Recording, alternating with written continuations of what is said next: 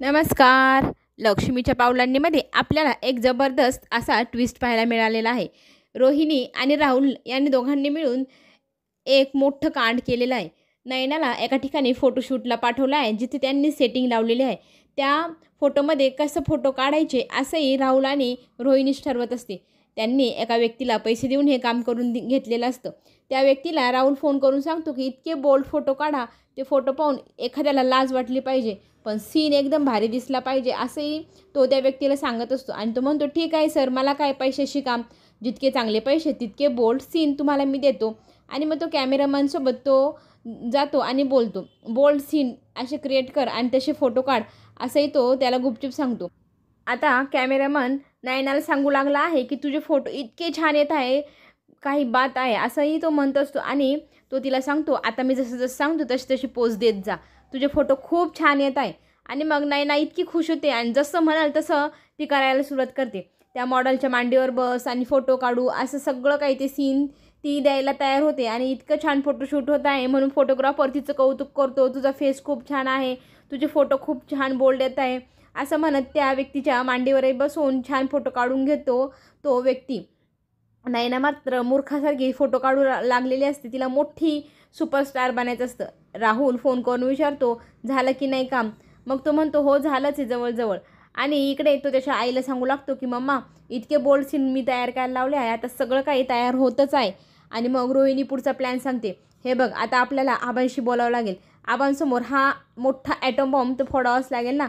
आबा ज्या दिवशी फोटो पाहिल त्या दिवशी आपल्या आयुष्यातनं हे नयना नावाचं वादळ कायमचं निघून जाईल. आणि तिचं पोट पण दिसत नाही हे ते त्यामध्ये दिसलं पाहिजे. मग राहुल म्हणतो, हो मम्मा, मी सगळं काही सांगितलेलं आहे आणि एकदम योग्य प्रकारे आपण नयनाची वाटही लावलेली आहे, तुम्ही काळजी करू नका. आणि ती म्हणते, फोटो लवकर मागवून घे. आणि राहुल लगेच फोन करतो त्या माणसाला आणि त्याला सांगतो, जितक्या पटक्यात फोटो काढले जाईल तितक्या पटक्यात ते मला सेंडही कर. आणि तो म्हणतो, हो सर, तुम्ही पैसे सेंड करा, मी इकडनं फोटो सेंड करतो. ठीक आहे, असं म्हणत तो फोन ठेवतो. आणि त्याच्या आईला सांगू लागतो, हे बघ मामा, लवकरच फोटो आपल्या ताब्यात येतील.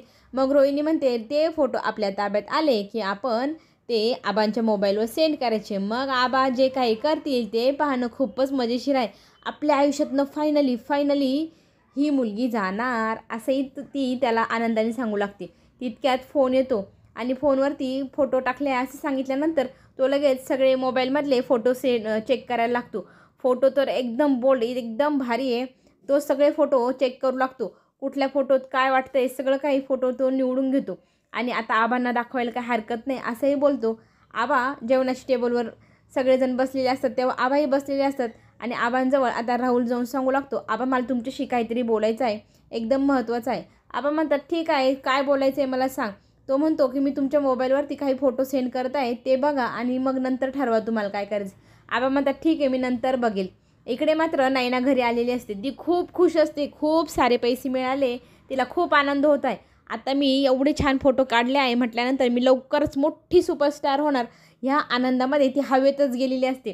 तिचं ॲटिट्यूड ते सगळं पाहण्याजोगं असतं. नयना मात्र खूप खुश असते. इकडं राहुल ना आबांना विचारत असतो, आबा, तुम्ही ते फोटो पाहिले की नाही, मी तुम्हाला सेंड केलेले आहे. आबा म्हणतात, नाही, मी लवकरच बघेल, चेक करेल आणि मग सांगतो. आता या फोटोंची इतकी उत्सुकता आहे राहुलला ते चेक करावं म्हणून. आद्विक मात्र विचारत असतो की याच्या बायकोने जे काल केलं ते आबाला सांगू की नको. पण राहुल त्याला खुणवत असतो, प्लीज सांगू नको, आबांना कळलं तर वाईट वाटेल. आबा त्या दोघांना म्हणत असतात, काही झालं आहे का? तो म्हणतो, काही नाही आबा. मग आबा दुपारचे पेपर वाचत बसलेले असतात. त्यांना आठवतं की राहुलनी फोटो पाहायला लावले होते. मग ते लगेच मोबाईल काढतात, मोबाईलमध्ये मेसेजच्या ह्याच्यात जाऊन ते चेक करू लागतात.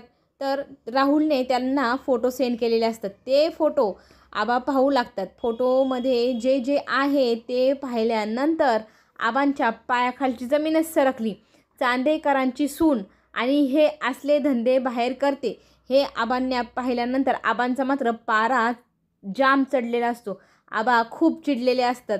आबा बघू लागतात, तितके घाणेरडे फोटो आबांच्याने पाहवतही नसतात, इतके घाणेरडे असतात. आणि इकडे स्वामीनाथन सरांनी काही फोटो टाकलेले असतात आबांना, जे बोर्डवरती पोस्टरवरती छापायचे असतात. आद्वे कलाचे सुंदर फोटो पाहून आबांच्या डोळ्याची पारणच फेडली जातात.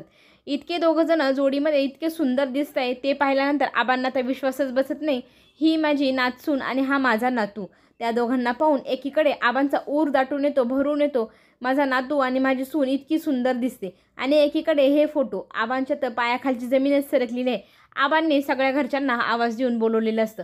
आबा आता राहुलला जाब विचारत असतात, तुझी बायको तोंड काळा करायला कुठे गेली होती आणि तुझं लक्षही नसतं, काय करत असते तिच्याकडे तुला लक्ष ठेवता येत नाही. आणि नयनाला ते म्हणत असतं, तू माती खायला कुठे गेली होतीस. तेव्हा ती म्हणते, म्हणजे काय, तुम्ही कसल्याबद्दल बोलताय. मग आबा सांगतात फोटोंबद्दल. फोटो सगळ्यांसमोर आबा दाखवू लागतात. आणि ती म्हणते त्यात काय एवढं, ते फोटोशूट तर मग कला आणि आद्विकनेही केलेलं आहे ना, फोटोचं आहे, प्रोफेशनल काम आहे ते एक प्रकारचं. आबा सगळ्यांना दाखवू लागतात. हे आहे आद्विक आणि कलाची फोटो. हे फोटो बघा आणि मग ठरवा कुणाचे फोटो कसे आहे, कोण घरंदाज दिसतंय आणि कोण काय दिसते. आबा सगळ्यांसमोर ते फोटो दाखवू लागतात. आता आद्विक आणि कलाचे फोटो पाहिल्यानंतर सगळ्यांना अभिमान वाटावा इतके सुंदर दोघं दिसत असतात.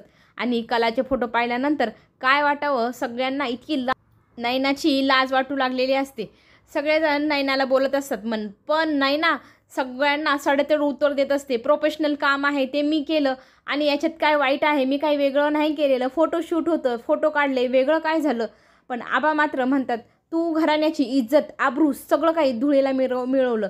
तुला एवढाही विचार नाही आला चांदेकरांच्या नावाचा. हे फोटो शूट करताना त्या माणसाच्या मांडीवर बसताना तुला लाज नाही वाटली.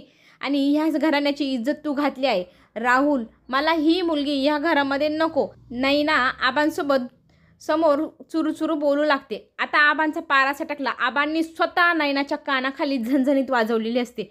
एवढं होऊनही तिला लाज नाही वाटत. ती तोंडवर करून, तुम्ही नेहमी कलाची बाजू घेतात, माझी कधीही घेत नाही, असं ती बोलत असते. आणि स्वतः कला मात्र तिला म्हणते, आता ताई मला तुझी लाज वाटत आहे, तू ह्या घरातून जाते याचं मला अजिबात पश्चाताप नाही. तुझ्या ह्या वागण्यामुळेच तुझ्यावरती हे दिवस आले.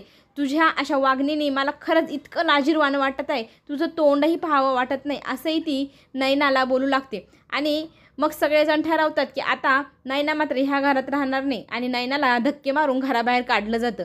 इकडे रोहिणीचा आणि राहुलचा डाव सक्सेसफुल झाला. ते दोघंजणं खूप आनंदी असतात. मम्मा, तुझा प्लॅन एक नंबर होता. तुझ्या ह्या प्लॅनमुळे आपल्या आयुष्यातनं नयना नावाचं वादळ कायमचं फायनली एकदम गेलं म्हणजे गेलं. इतका खुश असतो राहुल, विचारू नका. इकडे सगळेजण दुसऱ्या दिवशी सकाळी नाश्त्याच्या टेबलवर बसलेले असतात. आबा आता आद्विकला सांगू लागतात की तुम्ही दोघंजणं एकसोबत खूप छान काम करत आहेत आणि नव्यान जे काही मॉडेलिंगचं काम येईल, डिझायनर दागिन्यांचं काम येईल, ते कलानी आणि तू करावं. मला खरंच खूप आनंद आणि अभिमानही वाटत असतो.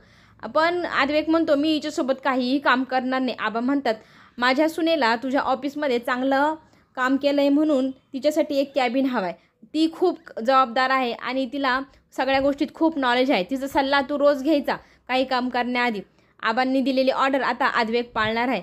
पण तो ना कलाला 2-4 शब्द ऐकवल्याशिवाय राहणारच नाही. रात्री झोपायच्या वेळेला बेडरूममध्ये गेल्यानंतर तो म्हणतो, तुझ्या बहिणीने जे काही केलं ते खूपच चुकीचं होतं.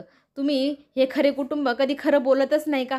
असले घाणेरडे प्रकार फक्त ह्या खऱ्यांकडेच घडतात. कलाला मात्र राग येतो. तू जे बोलतोय त्याच्यावर लगाम घाल. आद्विक म्हणतो, का मी काही चुकीचं बोललो? तुम्ही करताना लाजले नाही, मी बोलताना का लाजू? त्या नयनाविषयी मला खूप चिड आहे. तिने माझं आयुष्य बरबाद केलं, त्याच्यामुळे तू माझ्या गळ्यामध्ये पडली. तुला वाटत असेल मी तुझ्याशी जुळवून घेईल, कधीतरी तुला बायकोचं स्थान देईल, पण ते शक्य नाही. तू नेहमी वाटच पाहत राहा. ती म्हणते, मलाही तुझ्याशी जुळून घेण्यात अजिबात इंटरेस्ट नाही. तू अशक्य आहे असं म्हणत ती त्याचं तोंड बंद करते. पुढे जे काय होईल ते पाहणं खरंच खूपच रंजक ठरेल. त्याच्यासाठी चॅनलला नक्की सबस्क्राईब करा, लाईक करा, शेअर करा, म्हणजे नवनवीन व्हिडिओ तुमच्यापर्यंत लवकर पोहोचेल. धन्यवाद.